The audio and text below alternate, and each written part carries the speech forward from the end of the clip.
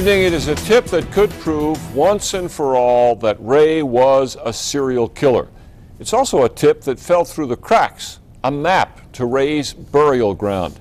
Kim Holland's on special assignment to uncover a lead that's been buried for 5 years. There are so many secrets surrounding David Parker Ray, his sexual torture chamber he called his toy box, and the 40 people he claimed to have killed. Ray took those secrets with him to the grave when he had a heart attack in prison in 2002. But investigators think Ray's girlfriend, Cindy Hindi, his daughter, Glenda Jessie Ray, and their friend, Pam Gomez, may know more than they're letting on. I'm sure dealing with this bunch of people, there's probably some real fabrication taking place. But I think some of this is true. After Steve Bell retired from the Grants Police Department, he worked as an investigator at the women's prison in Grants from 2002 to 2006. That's where he met with inmates Jessie Ray and Pam Gomez a couple of times.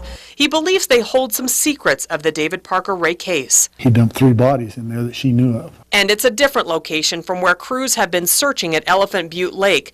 Back then, Gomez said investigators were way off base. Her words were, they can drag that lake till the cows come home, they ain't gonna find nothing. Gomez drew Lieutenant Bell a map that led to the pit where she says Ray dumped the bodies. It's near the dam for Caballo Lake. Bell still has his notes from those interviews where she claims she had the evidence to prove Ray was a serial killer. Jessie Ray had pictures of this pit, and there was pictures of legs and heads and body parts. And you deal with a lot of criminals and a lot of people that lie a lot, and sometimes you're just certain they're lying, and sometimes you're certain they're telling the truth.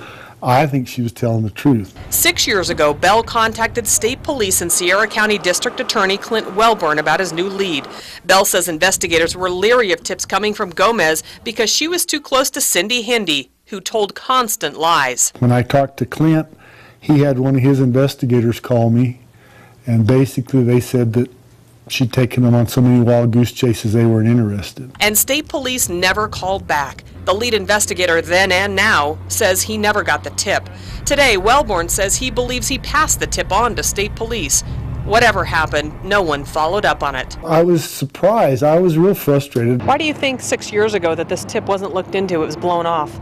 I couldn't answer that. Now the FBI, state police, and Albuquerque police are all interested in Bell's lead. I don't want to be butting in, and I don't want to be one of those old-timers trying to tell people how to do their job and giving advice, but I really think there's something here, and if it was my case, I would sure be digging into it. Kim Holland, KRQE News 13. No one is saying tonight when they will act on that tip and search that area near Caballo Lake, which is about 10 miles south of Elephant Butte. Now, Cindy Hindi, Ray's girlfriend, was sentenced to 36 years in prison for helping him kidnap and sexually torture women. Ray's daughter, Jessie, pled guilty to kidnapping one of the women that her father tortured. She is now out of prison and living out of state.